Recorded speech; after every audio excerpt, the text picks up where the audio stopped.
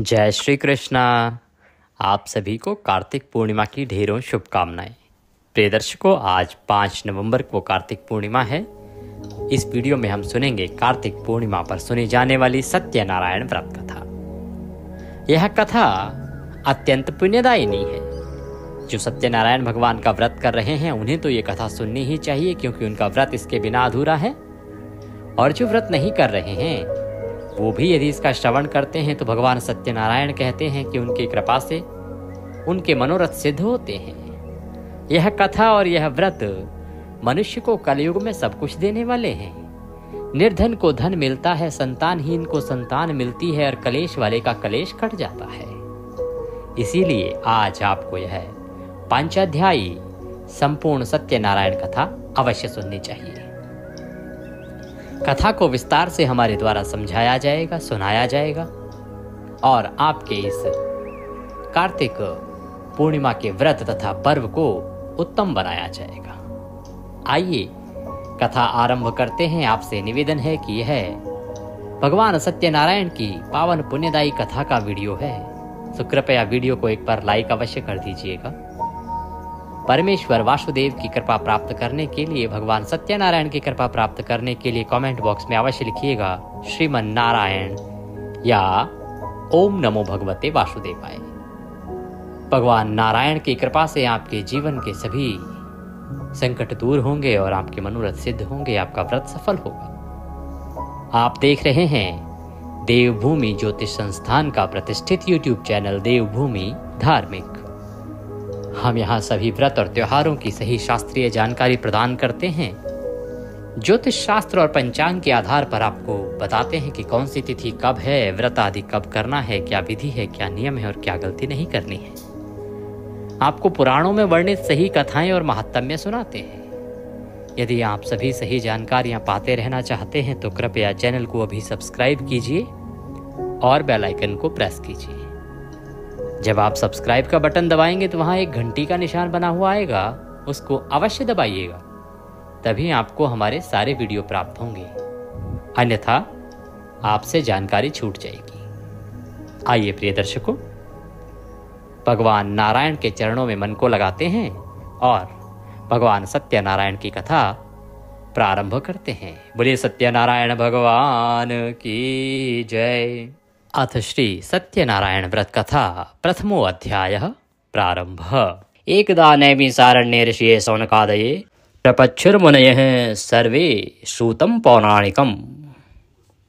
व्यास जी ने कहा कि एक समय शौनक आदि सभी मुनिगण नैमिषारण्य में एकत्र हुए और उन्होंने कलयुग में लोगों के हित के लिए वेदों व पुराणों के ज्ञाता श्री सूत जी से पूछा, हे सूत जी, हे वेद वेदांग के ज्ञाता, इस कलयुग में वह कौन सा व्रत तप है जिसके करने से मनवांछित फल मिलता है।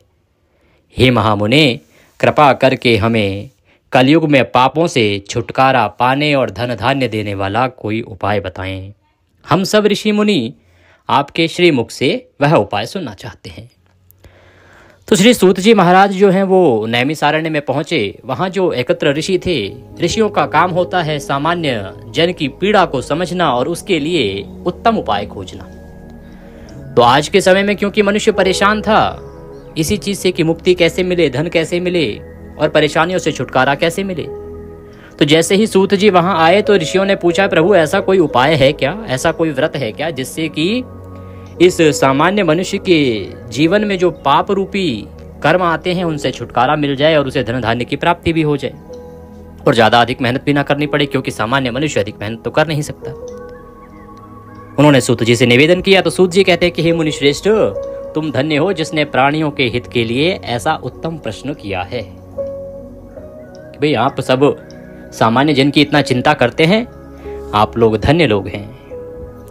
कहते एक बार ऐसा ही प्रश्न नारद जी ने भगवान कमलापति से किया था, वही मैं आपको सुनाता हूँ कि एक बार नारद जी भी इसी प्रकार का प्रश्न लेके भगवान विष्णु के पास पहुंचे थे। तो भगवान विष्णु ने जो प्रत्युत्तर दिया था, जो संवाद हुआ था, वह मैं तुम्हें सुनाता हूँ। एक समय की बात है कि नारद जी जो है पृथ्वी पर भ्रमण कर रहे थे। भ्रमण करते करते पृथ्वी लोक को देखा और पृथ्वी लोक को देख के, वहां के लोगों की चिंताओं को देख के, लोग परेशान हो रहे हैं उनको देख के, और कैसे वो बार बार जन्म लेते हैं, कर्मों को भोगते हैं और पाप किस प्रकार से उन्हें परेशान कर रहे हैं, इनको देख के वो भगवान विष्णु के वैकुंठ को पहुंचे। उनका ये जो भ्रमण था ये तीनों लोगों की प्राणियों के कल्याण के लिए था और परोपकार की भावना के लिए था। तो पृथ्वीलोक में जाकर उन्होंने जो कोई देखा, तरह तरह के लोग दुख भोग रहे हैं, बार बार जन्म लेते हैं, मृत्यु को प्राप्त होते हैं, इससे वे बड़े परेशान हुए, विचलित हुए। और फिर वो भगवान विष्णु के धाम यही विचार करते करते पहुंच गए कि किस प्रकार से इन सामान्य जन का और इस पृथ्वी पर रहने वाले प्राणियों का उद्धार किया जा सकता है, कैसे इस चक्र से उन्हें मुक्त किया जा सकता है। वहां पहुंचे तो वहां भगवान विष्णु 4 भुजाधारी शेष शैया पर विराजे हुए थे। उन्होंने एक हाथ में शंख, एक में चक्र, एक में गदा, एक में कमल धारण किया हुआ था। उनके गले में सुंदर वनमाला पड़ी थी, बड़ी ही सुंदर शोभा थी प्रभु की। नारद जी ने मुग्ध भाव से उन्हें देखा। जब भगवान की शोभा को कोई भी देखे तो वह मुग्ध हो ही जाता है। एकटक देखते रहे। देखने के बाद फिर उन्हें ध्यान आया कि वो तो कुछ पूछने आए हैं। तो बोले, हे श्री हरि, मन और वाणी से परे हे अनंत शक्तिधारी, मैं आपको प्रणाम करता हूँ। हे प्रभु, आपका ना तो आदि है, ना ही मध्य है और ना ही अंत है। आप इससे सर्वथा ही मुक्त हैं। हे सर्वात्मा के आदिकरण, मैं आपको नमस्कार करता हूँ।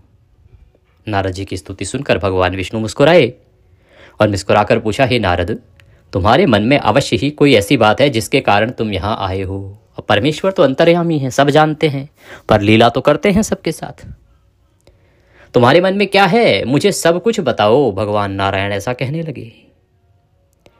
भगवान के ऐसे वचन सुनकर नारद जी ने कहा, प्रभु, मृत्यु लोक के सभी प्राणी अपने पाप कर्मों के कारण बार बार विभिन्न योनियों में जन्म लेकर कष्ट भोग रहे हैं। हे भगवान, यदि आप मुझ पर कृपा रखते हैं तो इन प्राणियों के दुख दूर करने का कोई सुगम एवं छोटा और सरल उपाय बताएं। नारद की बात सुनकर भगवान श्री विष्णु बोले, हे नारद, तुम हमेशा सबका हित चाहते हो, तुम साधु हो। प्राणियों के कल्याण के लिए यह तुमने बड़ा ही उत्तम प्रश्न किया है। मैं तुम्हें बताता हूं कि किस व्रत को करने से व्यक्ति मोह से छूट जाता है। हे नारद, जो व्रत मैं तुम्हें बताने जा रहा हूं वह स्वर्ग और मृत्यु लोक दोनों में दुर्लभ है, किंतु तुम्हारे स्नेह के कारण मैं तुम्हें इस व्रत का पूरा विधि विधान बताता हूं। हे नारद, भगवान सत्यनारायण का विधि पूर्वक व्रत करने से तत्काल ही सुख प्राप्त होता है और अंत में प्राणी मोक्ष का अधिकारी हो जाता है। श्री विष्णु के मुख से ऐसे प्रीति युक्त वचन सुनकर नारद जी ने पूछा, प्रभु, इस व्रत के करने से क्या फल प्राप्त होता है, इसकी विधि और समय क्या है, तथा इसे पहले किस किसने किया है, कृपा करके यह सभी विस्तार पूर्वक बताएं। तो भगवान विष्णु कहने लगे कि हे नारद, यह व्रत दुख और शोक को दूर करने वाला है। इससे धन धान्य में वृद्धि होती है तथा सौभाग्य व संतान की प्राप्ति होती है। प्राणी को चारों दिशाओं में विजयश्री दिलाने वाला है। इस व्रत को व्यक्ति किसी भी दिन पूरी श्रद्धा व भक्ति से कर सकता है। भगवान ने कहा, ये सब कुछ देता है। धन, किसी को धन की लालसा है, निर्धन है तो धन देगा। पुत्र की लालसा है, पुत्र देगा। किसी के जीवन में शोक है, संताप है, उसको दूर करेगा। जो संकट है उसको दूर करेगा।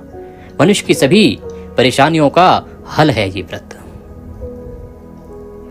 सायंकाल धर्म में पूरी आस्था रखते हुए बंधु बांधवों सहित किसी ब्राह्मण के सहयोग से भगवान श्री सत्यनारायण जी का पूजन करना चाहिए।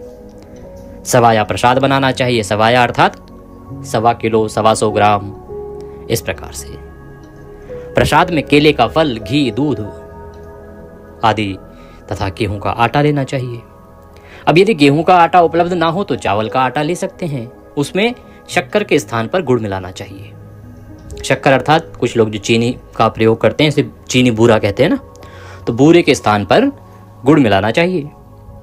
यह सब मिलाकर सवाया बना के नैवेद्य भगवान को अर्पण करें। जब बन जाए तो वो सवा होना चाहिए, अर्थात 1.25 किलो 125 ग्राम। इस प्रकार से यह 2.25 किलो 5.25 किलो। इसके बाद कथा सुनकर प्रसाद ग्रहण करना चाहिए तथा ब्राह्मणों को दक्षिणा देनी चाहिए।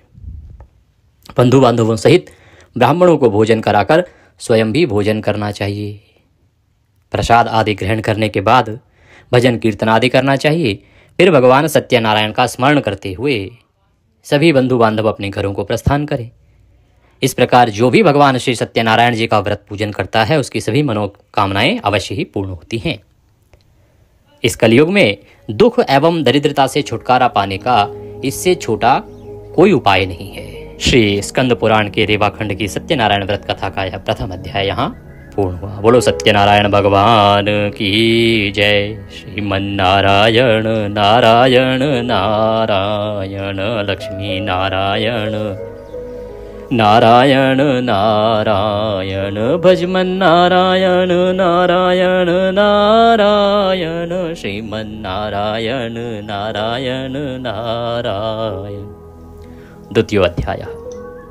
सूतवाचः। सूत जी बोले, हे मुनीश्वर, पहले इस व्रत को किस किस ने किया, अब मैं तुम्हें इस विषय में बतलाता हूँ। ये व्रत कैसे करना है ये तो बता दिया, अब इससे पहले की घटनाएं क्या हैं कि भाई इस व्रत को किया किस किस ने, वो भी सुनिए। बहुत ही रमणीय स्थल काशीपुरी में एक बड़ा ही निर्धन ब्राह्मण रहता था। वह भूख प्यास से दुखी यहाँ वहां भटक कर भिक्षा मांगकर अपना पेट भरता था। इस ब्राह्मण को दुखी देखकर ब्राह्मणों से प्यार करने वाले भगवान विष्णु बड़े व्यथित हुए, बड़े दुखी हुए।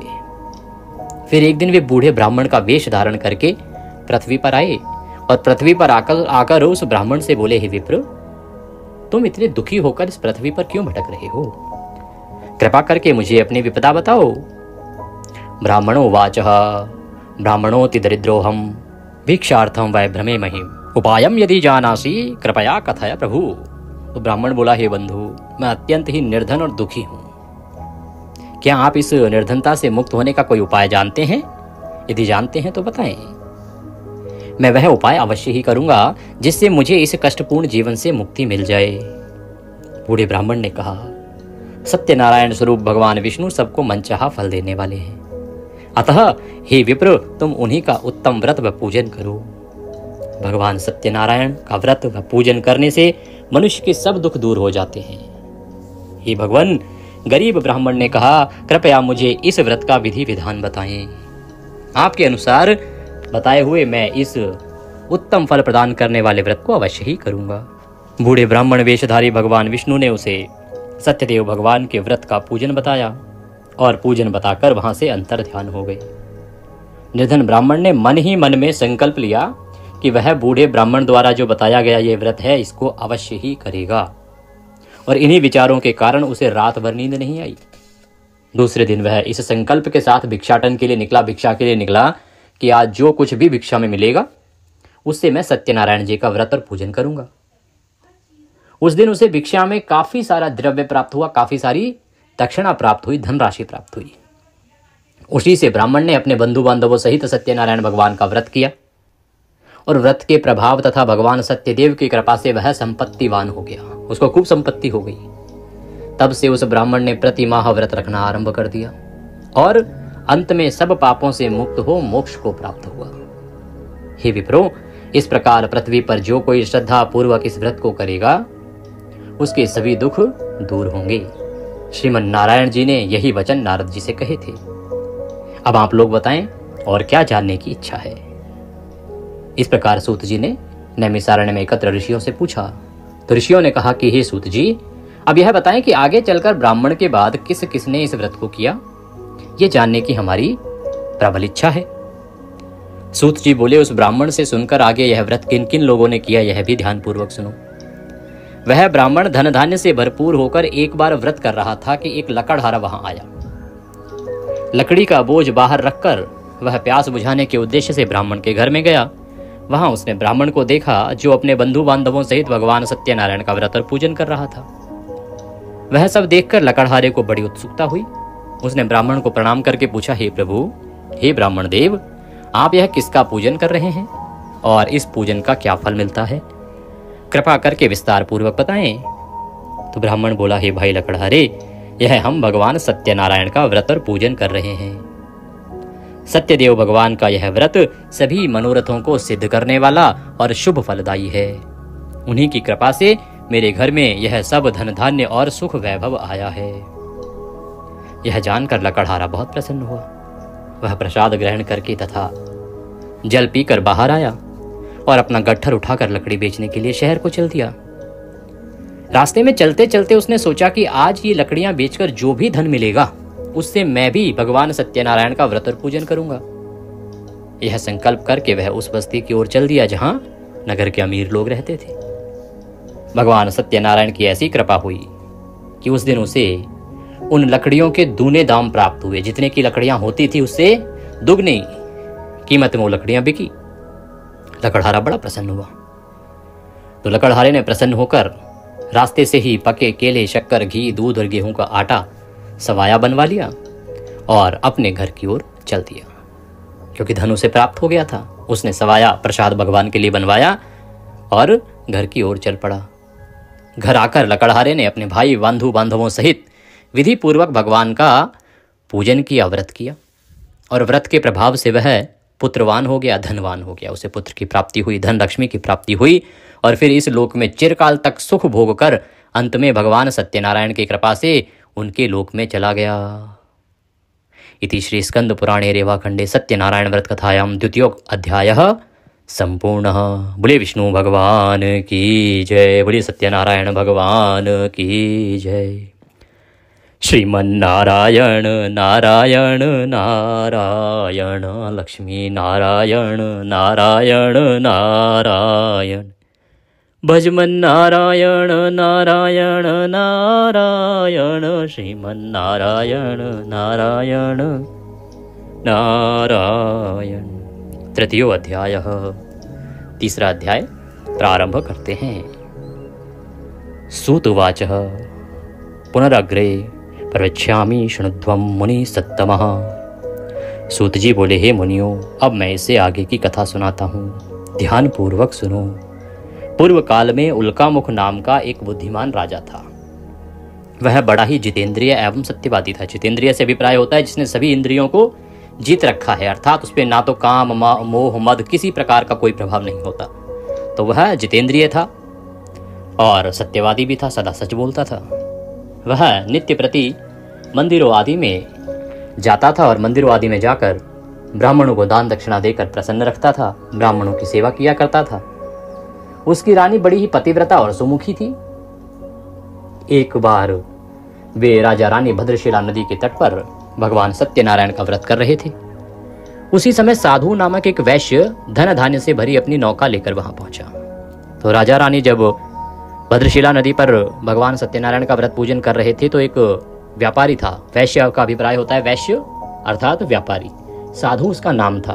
वो साधु कोई साधु मुनि नहीं था, उसका नाम साधु था और वह वैश्य था अर्थात व्यापारी था। वो अपनी धन धान्य से भरी नौका लेकर वहां पहुंचा। साधु वैश्य ने नाव को किनारे पर लगाकर व्रत पूजन में व्यस्त राजा रानी को देखा। फिर उनके निकट जाकर विनय पूर्वक राजा से बोला, हे राजन, आप इतने भक्तिभाव से यह किस देवता का पूजन कर रहे हैं? कृपा करके यह सब वृतांत मुझे भी बताएं। राजा उसकी विनय सुनकर बोला, हे वैश्य, हम अपने बंधु बांधवों सहित विष्णु भगवान जैसे तेजस्वी भगवान श्री सत्यनारायण जी का व्रत और पूजन कर रहे हैं। यह सब हम पुत्र आदि की प्राप्ति के लिए कर रहे हैं। राजा की बात सुनकर साधु बोला, महाराज, आप कृपा करके मुझे इस व्रत के संबंध में सारा विधान बताएं ताकि मैं भी यह व्रत करूं। मेरी भी कोई संतान नहीं है, क्या इस व्रत के प्रभाव से मेरे संतान हो जाएगी? अवश्य होगी वैश्य, भगवान सत्यदेव किसी को कभी निराश नहीं करते। यह कहकर राजा ने उसे व्रत से संबंधी पूरा विधि विधान बता दिया। सब कुछ जान लेने के बाद वैश्य खुशी खुशी अपने घर चल दिया। घर पहुंचकर उसने अपनी पत्नी लीलावती को सब कुछ बताया और फिर बोला, यदि हमारे घर संतान हुई तो हम भी सत्यनारायण भगवान का व्रत करेंगे। उसकी पत्नी यह सुनकर बहुत प्रसन्न हुई। इस प्रकार दिन गुजरने लगे और कुछ समय बाद लीलावती गर्भवती हो गई। 10वें माह में उसने एक सुंदर कन्या को जन्म दिया। यह कन्या चंद्र की कला की भांति दिनों दिन बढ़ने लगी। इस कन्या का नाम रखा गया कलावती। एक दिन लीलावती ने अपने पति से कहा, स्वामी, आपने कहा था कि जब हमारे संतान उत्पन्न हो जाएगी तब आप भगवान सत्यनारायण का व्रत व पूजन करेंगे। अब आप अपने संकल्प के अनुसार यह कार्य क्यों नहीं करते? तो साधु नामक वह वैश्य बोला, प्रिय, हम कन्या के विवाह के समय ये व्रत कर लेंगे।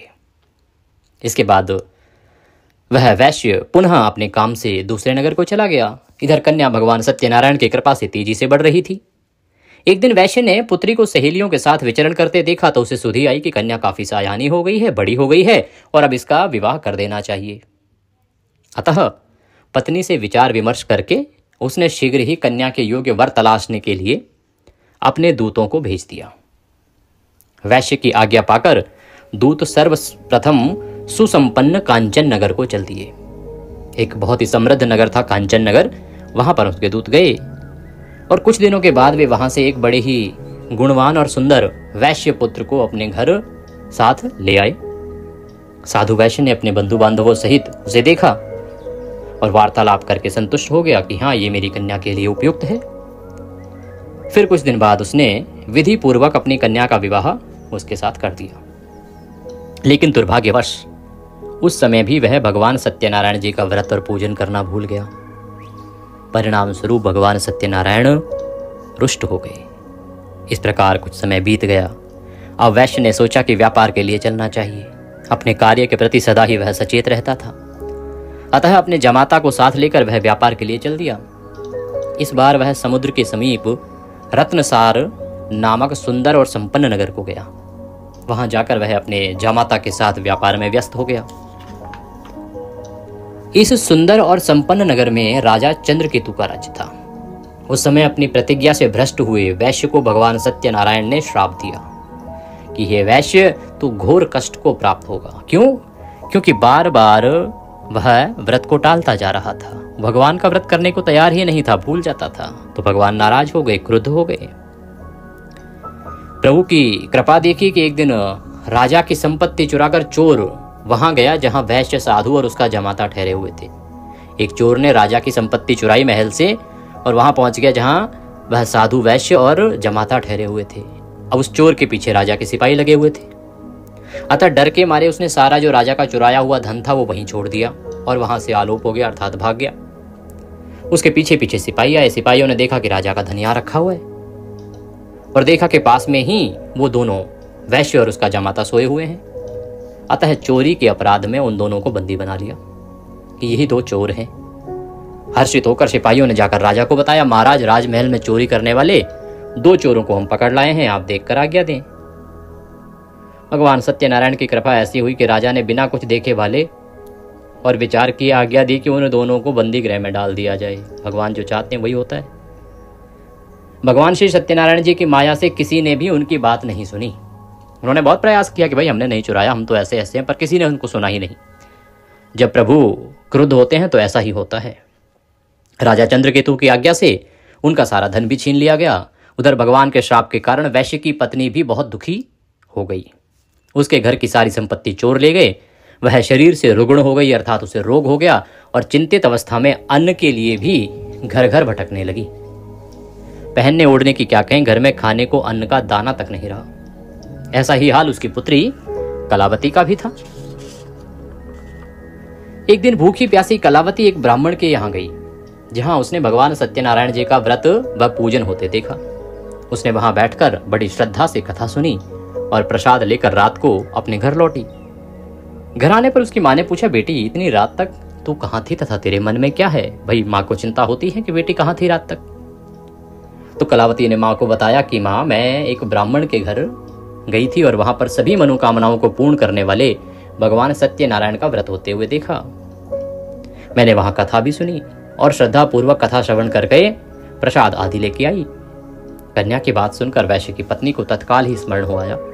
जैसे ही उसने सुना सत्यनारायण भगवान व्रत, उसे याद हो गया जो घटनाक्रम घटा था, जो वैश्य ने आके बताया था कि वो सत्यनारायण का व्रत करेगा यदि संतान हुई तो, कि कैसे उसके पति ने व्रत करने का संकल्प लिया था किंतु आज तक व्रत नहीं किया।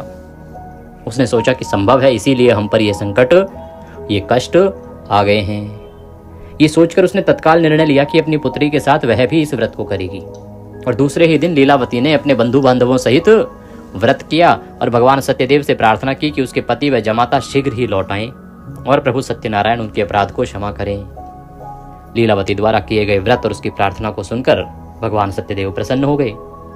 उसी रात उन्होंने राजा चंद्रकेतु को दर्शन देकर आज्ञा दी कि हे राजा, सवेरा होते ही उन दोनों वैश्यों को मुक्त कर दे तथा उनका छीना हुआ धन उनको लौटा दे। यदि ऐसा नहीं करेगा तो मैं धन धान्य और पुत्रों सहित तेरे राज्य का नाश कर दूंगा। इतना कहकर भगवान अंतर्ध्यान हो गए। सुबह राजा उठा, उसकी आंखें खुली तो उसने सभी सभासदों को अपने स्वप्न के विषय में बताया और फिर सबसे विचार विमर्श करके आदेश दिया कि चोरी के अपराध में बंदी उन वैश्यों को तत्काल ही छोड़ दिया जाए और हमारे समक्ष लाया जाए। सिपाही आदर सहित उन दोनों को राजा के सामने ले आए। दोनों ने नम्रता से राजा को नमस्कार किया। वे डर रहे थे कि न जाने राजा अब क्या आज्ञा दे दें, लेकिन उन्हें देखकर बड़े ही आदर भाव से राजा ने कहा, भगवान ने आपको कष्ट दिया है, किंतु अब डरने की कोई आवश्यकता नहीं है। यह कहकर राजा ने बेड़ियां कटवाकर उनकी हजामत वगैरह बनवाई और गहनों वस्त्रों से उन्हें अलंकृत कर उनकी खूब प्रशंसा की। उनका जो धन छीना था उससे दुगना धन देकर उन्हें विदा किया। दोनों ने राजा को प्रणाम किया, धन लेकर खुशी खुशी अपने घर को चल दिए। इति श्री स्कंद पुराणे रेवाखंडे सत्यनारायण व्रत कथायां तृतीयोऽध्यायः संपूर्णः।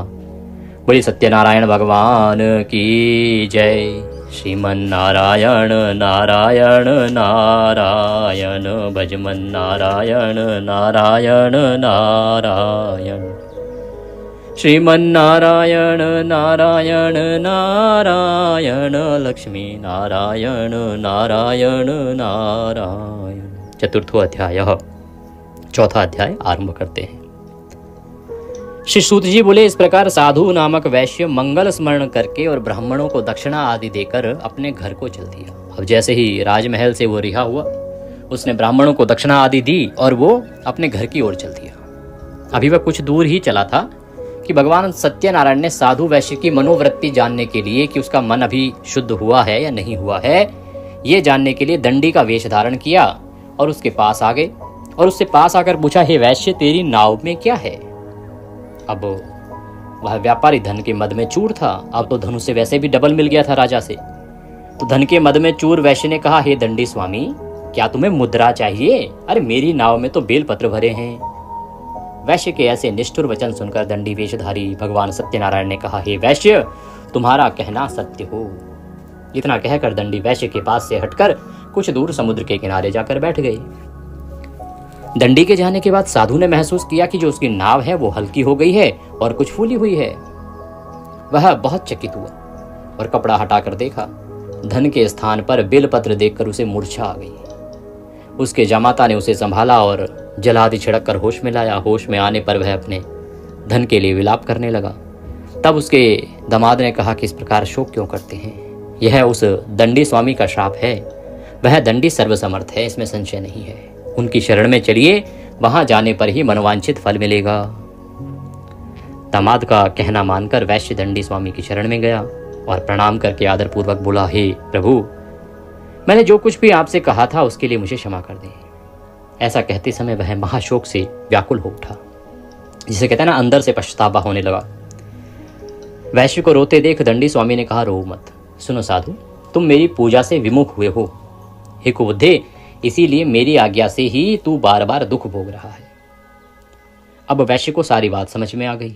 वह विनती करते हुए बोला, हे प्रभु, आपकी माया को तो ब्रह्मादि भी नहीं समझ सके, फिर मैं भला आपकी लीला को कैसे समझ सकता हूँ?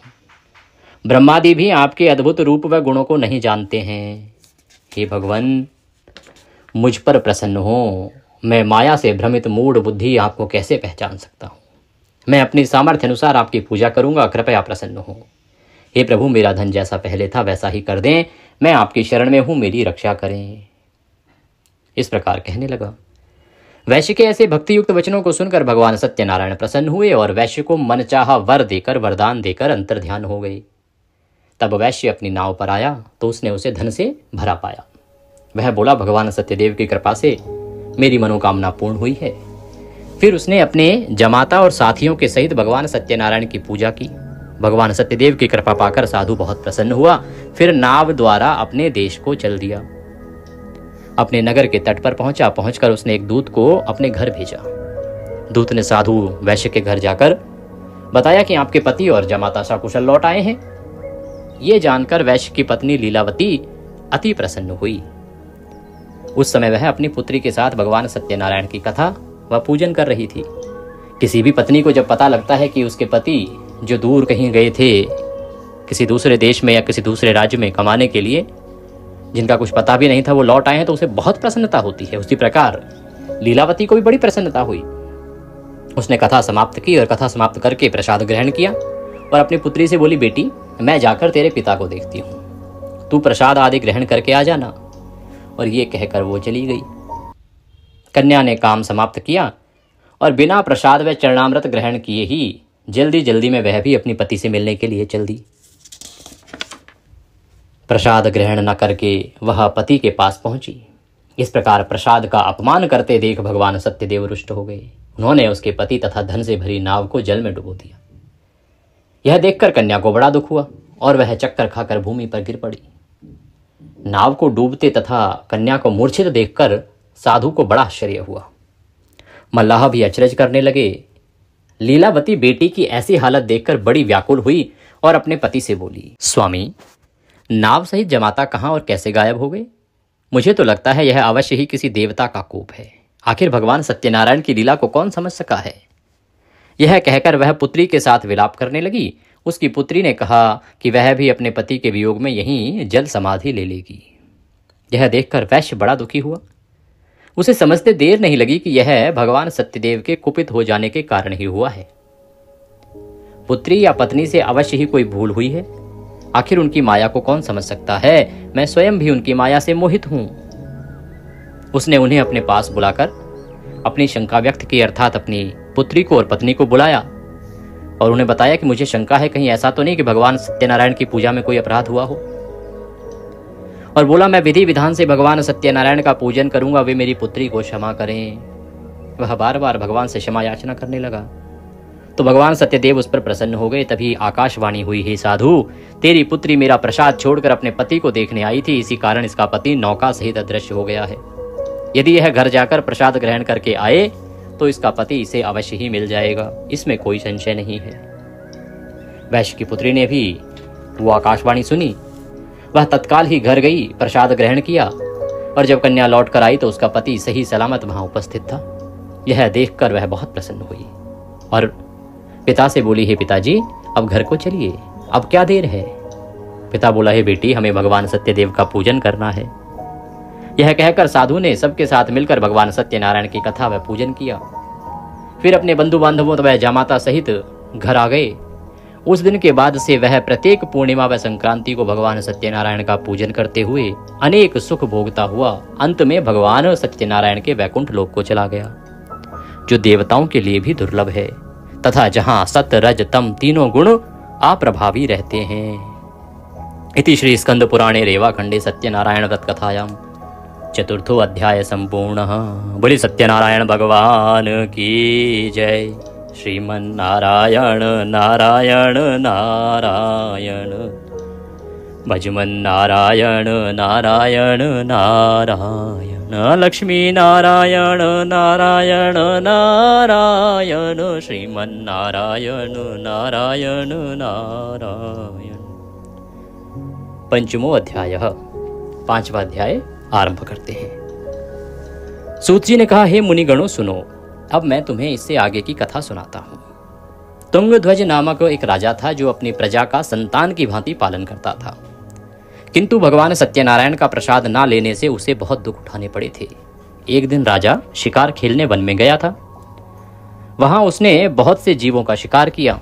वहीं एक वट वृक्ष के नीचे उसने कुछ ग्वालों को भगवान सत्यनारायण का पूजन करते देखा, किंतु गर्व के कारण अर्थात मद के कारण ना तो वह पूजन स्थल तक गया और ना ही भगवान को प्रणाम किया।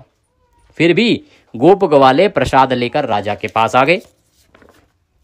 प्रसाद राजा के समीप रखकर वे पूजन स्थल को लौट गए। राजा ने प्रसाद की ओर देखा भी नहीं, जिसके कारण उसे बड़ा ही दुख भोगना पड़ा। उसके 100 पुत्र, धन धान्य व राज्य सभी कुछ नष्ट हो गया। अतः राजा वहीं वापस पहुंचा जहां भगवान सत्यदेव का पूजन हो रहा था। वहां जाकर राजा ने ग्वाल वालों के संग भगवान सत्यनारायण का पूजन किया और क्षमा याचना की।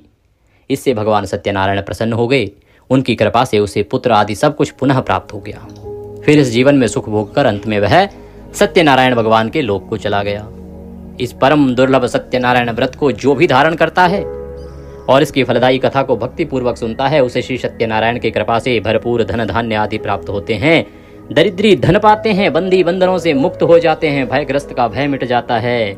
यह निसंदेह सत्य है। इस कथा व व्रत के प्रभाव से व्यक्ति जीवन भर सुख भोग कर अंत में सत्य लोक को पाता है। हे विप्रों, यह मैंने सत्यनारायण व्रत की कथा कही।